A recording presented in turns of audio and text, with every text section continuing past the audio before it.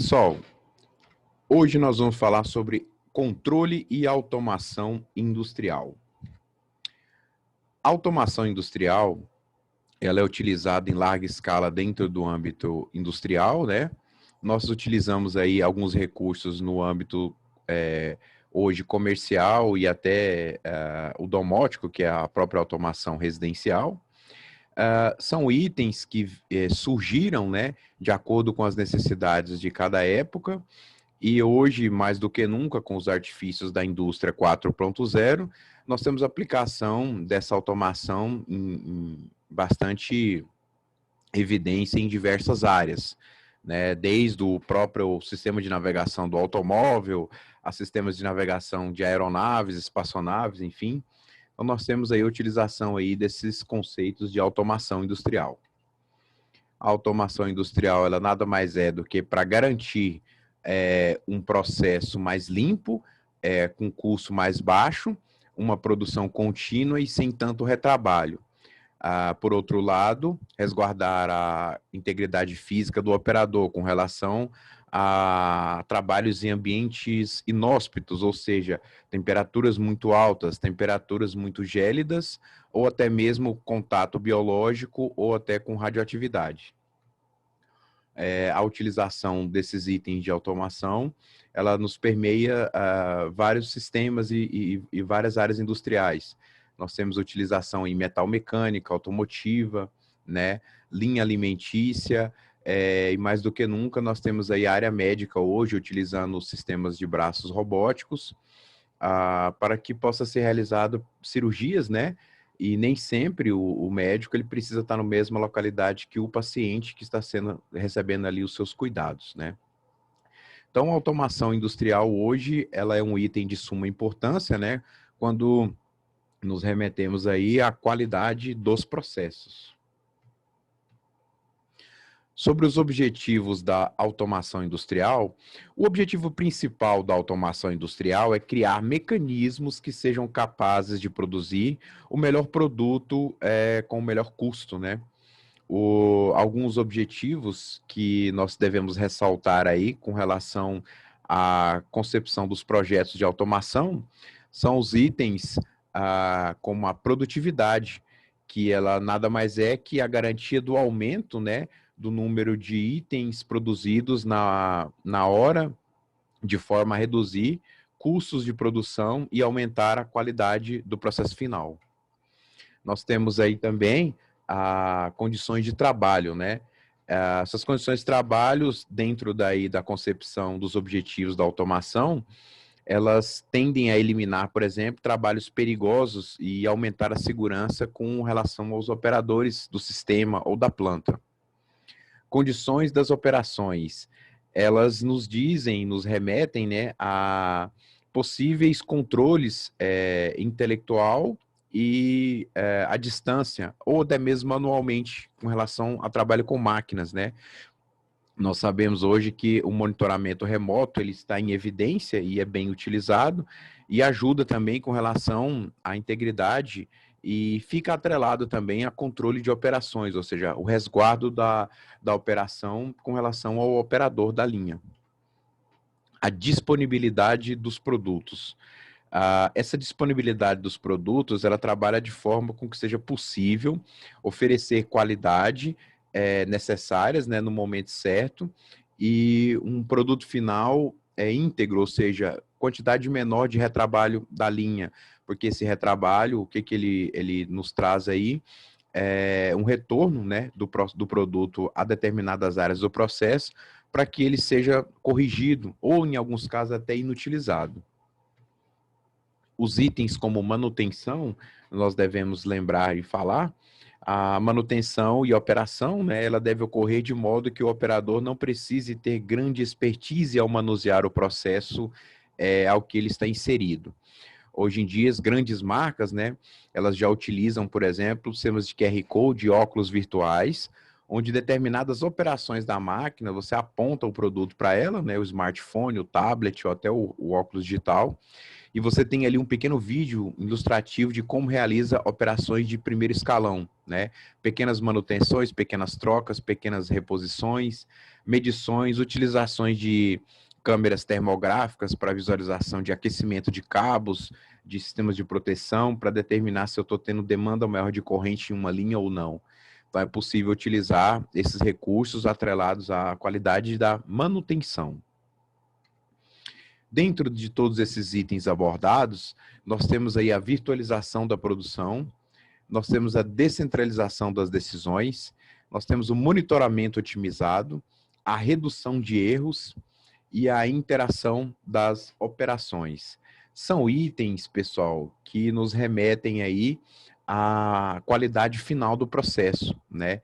São os itens que nos dão aí áreas de qualidade para esse produto final e que possibilitam aí, de uma forma geral, né, eu manter essa qualidade dentro do sistema de produção. Sistemas automatizados. Os sistemas automatizados, eles nos remetem à própria linha de automatização ou linha de produção, né? Nós temos aí a linha de produção automotiva ou veicular, né? Nós pegamos aí o produto da estamparia até a própria movimentação veicular, ou seja, teste de transporte, níveis de ruído, né? Aplicação da parte de navegação. Então, essa automação industrial de um sistema, de um processo, né? Mediante o qual as tarefas de produção são realizadas por operadores humanos ou sistemas automáticos, né? E esses transferem aí um conjunto de elementos tecnológicos, levando-se em consideração possíveis eventualidades que possam ocorrer, mantendo sempre itens de segurança e qualidade em evidência. Cada vez mais, os segmentos de produção industrial, geração e distribuição de energia, transportes e outros requerem um número crescente de novos sistemas de máquinas automatizadas. Isso se deve devido ao aumento da produção, aos custos mais baixos de componentes de automação e máquinas, né? A qualidade e estabilidade de novos produtos e a necessidade de substituir trabalhos perigosos e monótonos, né, realizados por operadores, né, humanos. Isso traz níveis de segurança bastante elevados, né? No passado, esses sistemas automatizados, eles eram sistemas fechados, que controlavam individualmente cada processo de uma instalação, por exemplo, né? Mas com o passar do tempo, esses sistemas passavam a ser abertos com a capacidade de abranger mais processos de forma a otimizar o funcionamento de uma planta.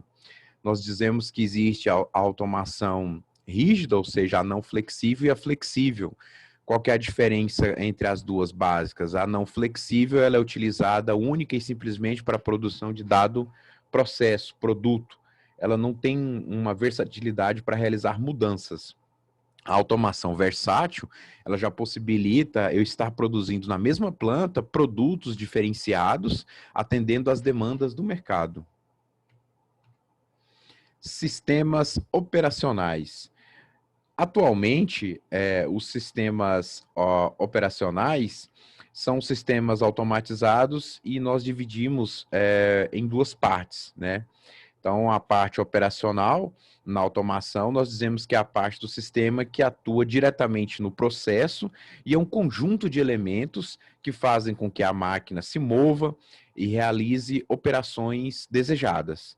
Esses elementos, eles formam a parte operacional dos dispositivos de acionamentos e pré-acionamentos, como motores, cilindros, compressores de ar, válvulas e pistões e também dispositivos de detecção. Nós podemos utilizar como exemplo sensor indutivo, capacitivo, de visão, sensor de cor e ultrassônico. Esses sistemas, notoriamente, eles são aplicados, né, dentro dos sistemas industriais como um todo, sistemas de automação, né? Exemplificamos até aqui uma atividade de um sistema ultrassônico, né?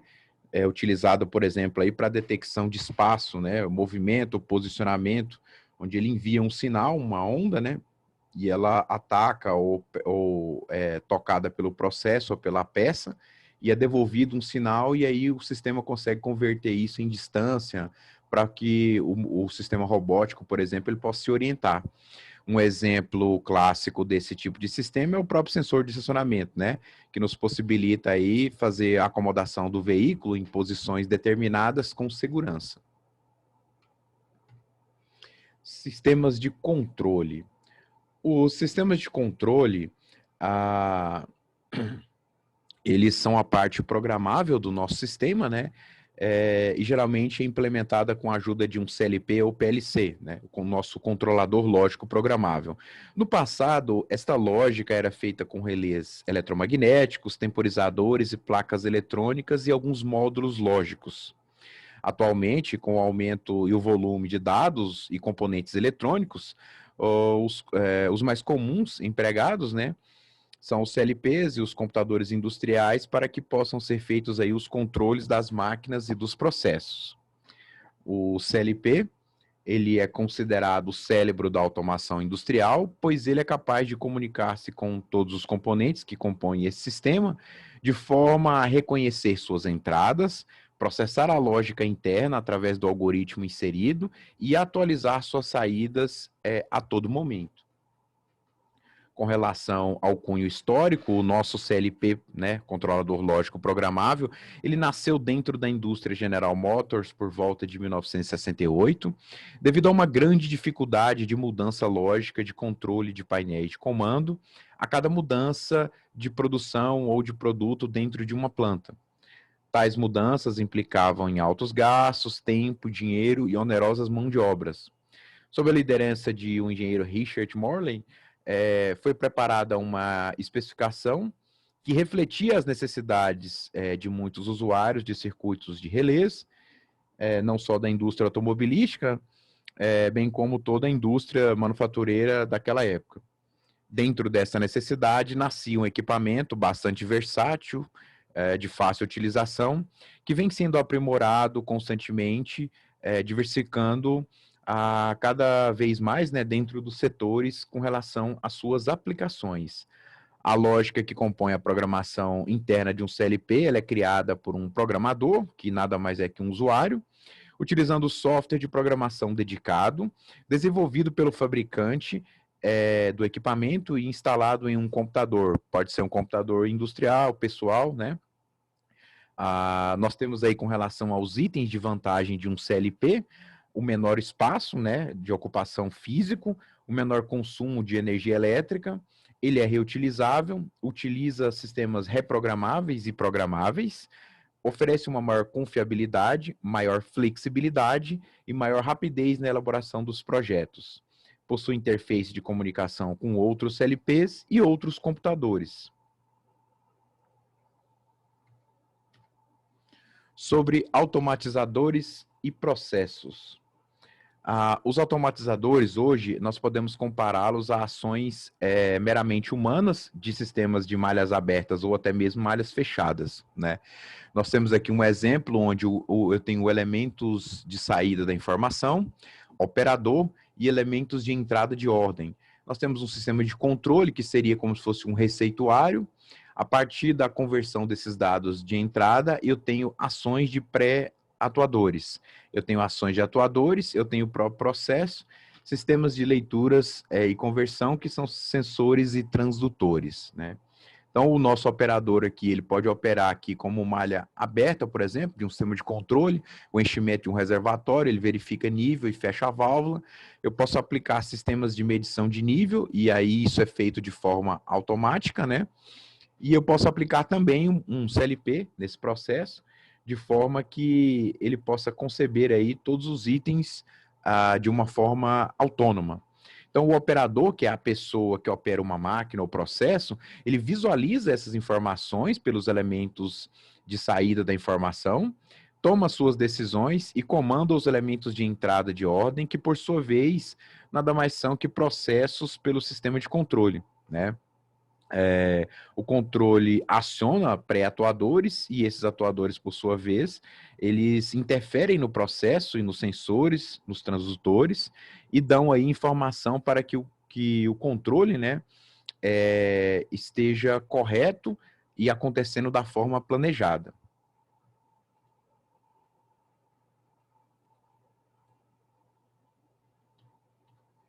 Sobre os sensores e os transdutores. Nós temos aí sensores e transdutores, né? E aí aqui aplicamos um exemplo clássico aí. Dispositivo de entrada, circuito de amplificação, dispositivo de saída. No circuito de entrada, nós temos aí um microfone que capta a variação, ou seja, uma forma de frequência, né? E isso é aplicado num amplificador, de forma que ele injeta e excita aí sinais para um dispositivo de saída que nada mais é que um alto-falante.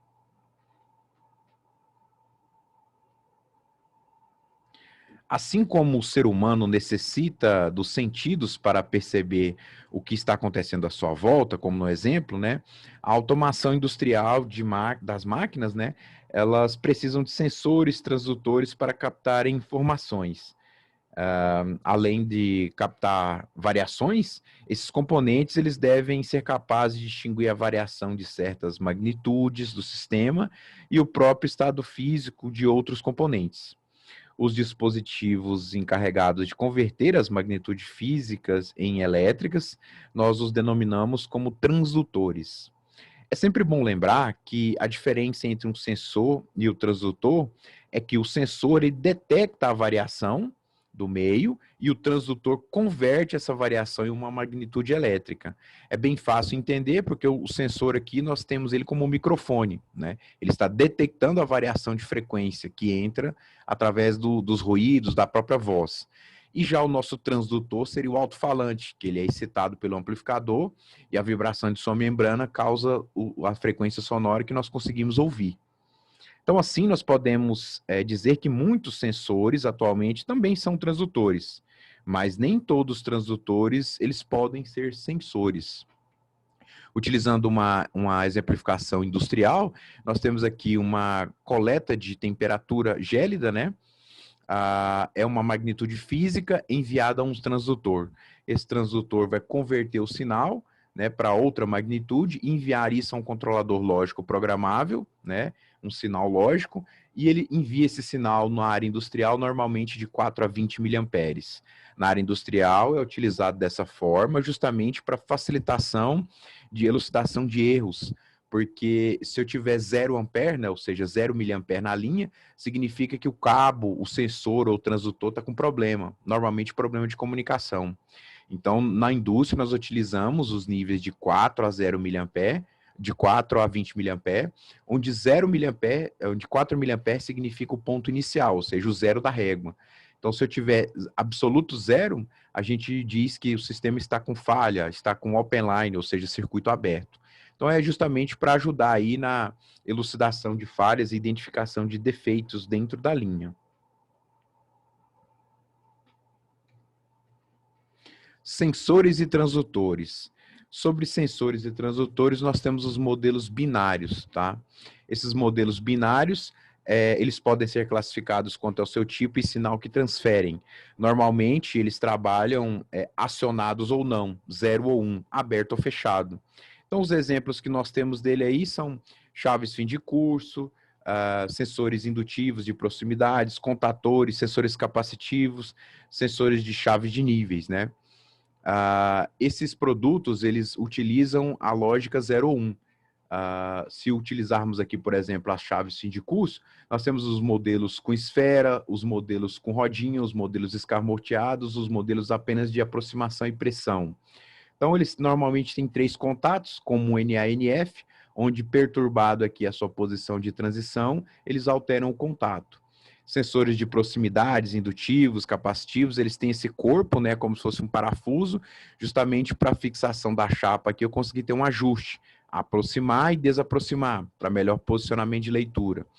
Esse corpo deles aqui normalmente metalizado, né, e eu tenho um LED ou nessa posição, na traseira, próximo ao cabo de ligação, para que o operador ou o técnico do sistema possa observar a detecção via LED. Ele apresenta a transição de nível do LED como detecção. Eu tenho aqui os contatores, que normalmente utilizamos aí para fazer partida de motores e componentes que demandam mais corrente, onde a alimentação, mais ou menos nessa posição A1 e A2, uma bobina por volta de 120 mA quando ela é energizada, fase neutro, né? E aí eu tenho os contatos, né, de corrente mais alta, aí de 50, 100, 200 amperes, né, de acordo com a necessidade e a disponibilidade do fabricante. De forma que, normalmente, quando eu tenho contatores assim com 6 posições, ou seja, 6 pinos, eles são interligados dessa forma aqui, de forma que, quando ela é alimentada, a bobina atrai o material metálico interno e eu fecho esses contatos nessa posição. Se eu for ligar um motor trifásico, por exemplo, RST é aplicado aqui, e aqui as pontas do motor com fechamento de acordo com a necessidade.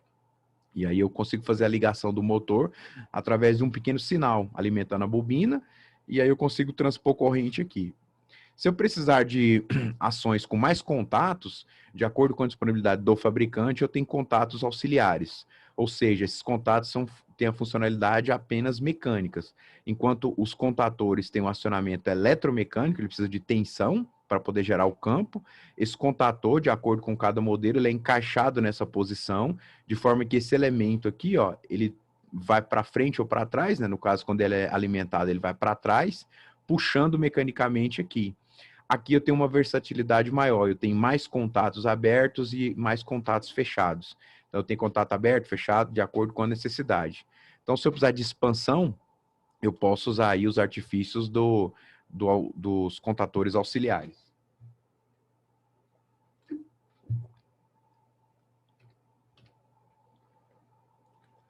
Sobre transdutores e sensores, né? Nós temos aí os modelos numéricos, né?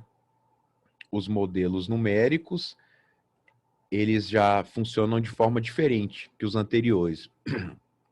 Eles transmitem valores numéricos em forma de combinações binárias. Um exemplo que nós temos aí para esse tipo de dispositivo são os encoder absoluto, né? Eles fazem a leitura da posição angular de um carro bobinador, por exemplo, onde a medida do encoder gira, né?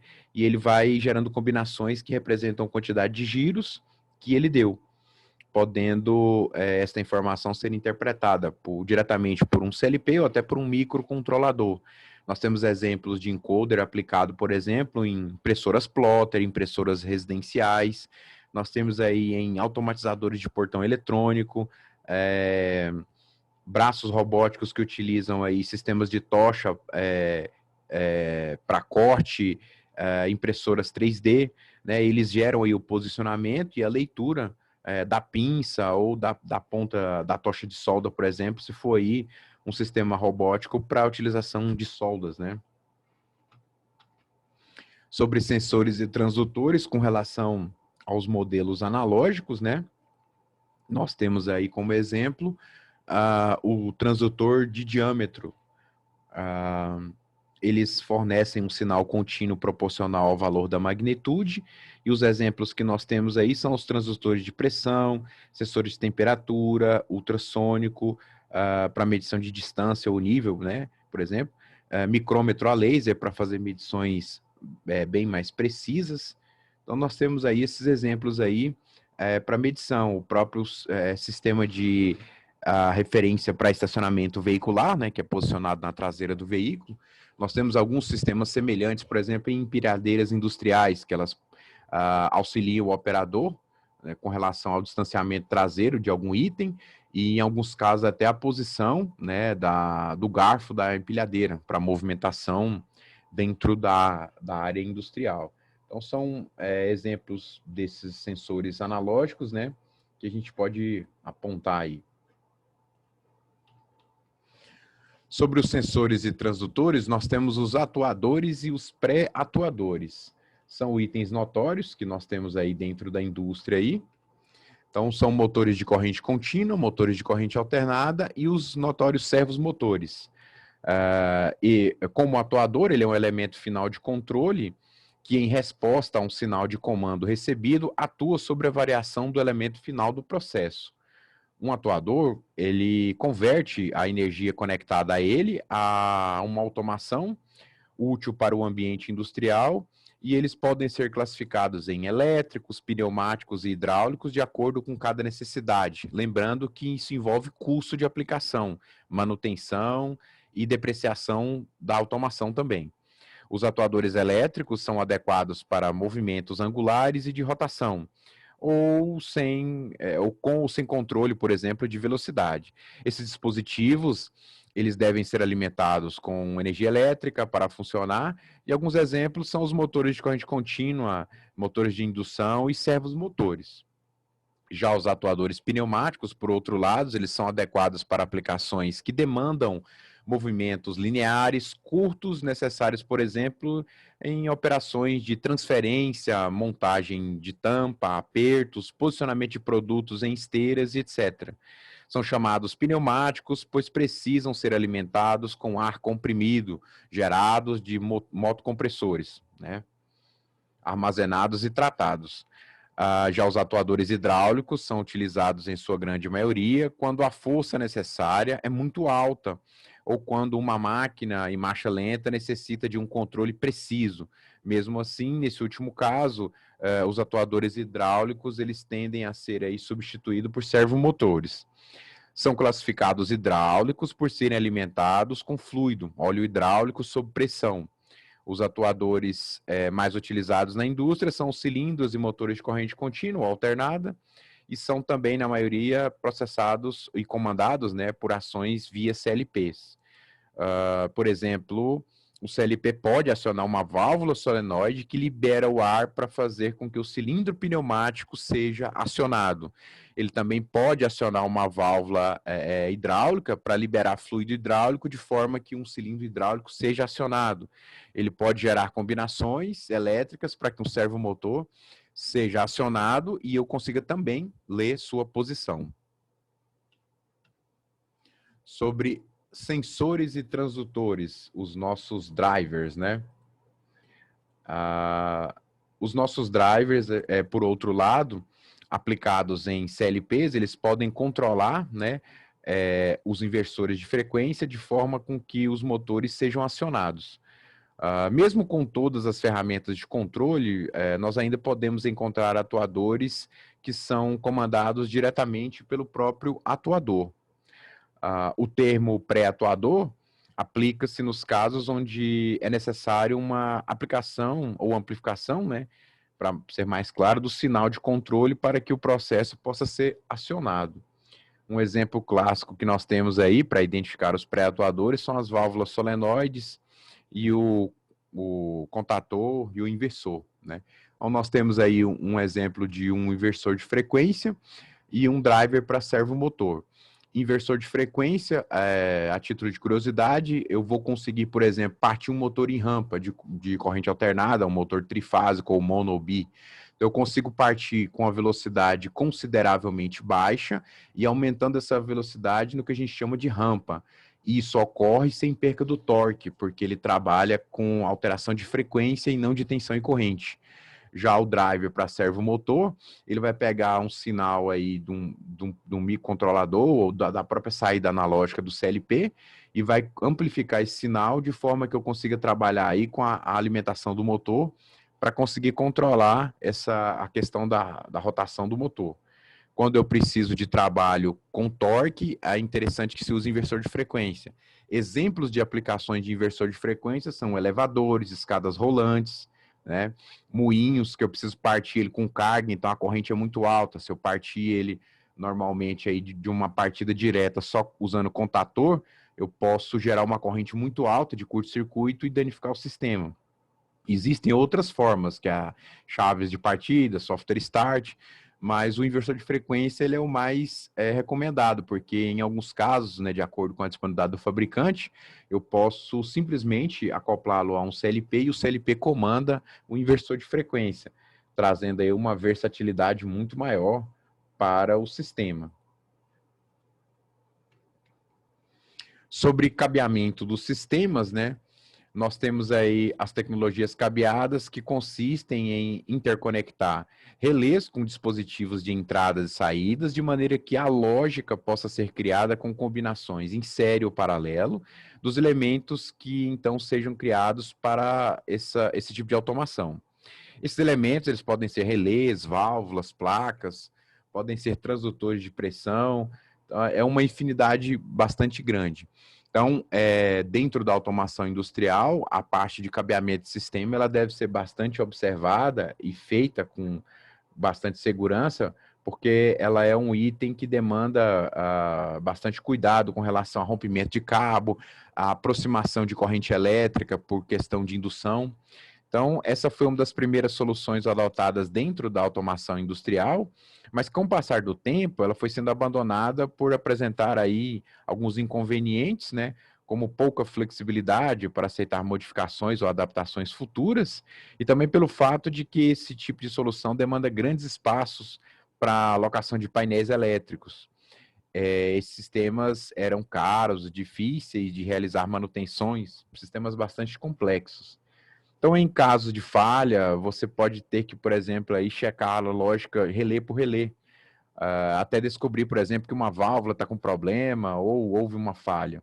Então, em automação industrial, os sistemas com baixo custo, no entanto, essa solução ainda pode ser a mais viável, de acordo com a aplicação de valores que a indústria está disponível a disponibilizar para tal sistema. Mesmo assim, devem-se analisar bem, pois atualmente um CLP custa o equivalente a 20 relés ou 8 válvulas, e ainda tem a vantagem de você poder programar ele de uma forma como você achar melhor, deixando uma solução de automação bastante enxuta e com uma versatilidade muito maior. Sobre os dispositivos de relés ou os relés eletromagnéticos, né? Nós temos aí os dois exemplos clássicos aí para utilização em automação industrial, que podem ser da tecnologia cabeada, por exemplo, né? Nós temos aí os relés eletromagnéticos de comutação, que possuem uma estrutura muito parecida com um contator, em que todos os contatos são projetados para uma mesma corrente, e que geralmente a corrente de acionamento ela é mais baixa que a corrente do comando, né? Nós temos aqui esse modelo aqui, que semelhante aí para prototipagem, né? Todos os dois modelos, eles vêm com esse suporte para engate no trilho industrial, né? O trilho U lá. E aí você pode aplicar aqui um sinal de baixa tensão, né? Para alimentar a bobina aqui. E aqui eu já tenho o sinal, né? Que é uma interrupção, né? Um contato aberto, onde eu já tenho uma corrente bem maior. E eu tenho já esse outro modelo, que ele já é todo fechado, né? E aí, com relação aí a ruídos, a parte de sujeira e alguns materiais externos, ele já é mais protegido que esse modelo. Então, depende de cada aplicação para que possa ser utilizado um modelo ou outro modelo.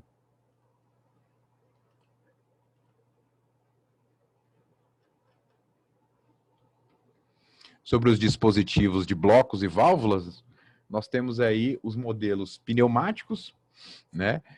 Eles baseiam-se na utilização do ar comprimido e de elementos como válvulas solenoides, detectores, cilindros, comandos por pressão e válvulas pilotadas. A principal vantagem desse método é que ele não é afetado por interferências eletromagnéticas. Também temos aplicações em ambientes que precisam de automação industrial, porém oferecem risco de explosão alto devido a ambientes gaseificados, né? Atmosferas gaseificadas. Então, imagine, por exemplo, uma mina subterrânea que precisa de automação, mas que qualquer faísca poderia causar aí uma grande explosão. Então, neste caso, tudo pode ser implementado com a tecnologia pneumática, eliminando aí os riscos de acidente devido aos itens que nós temos aí com relação a gás.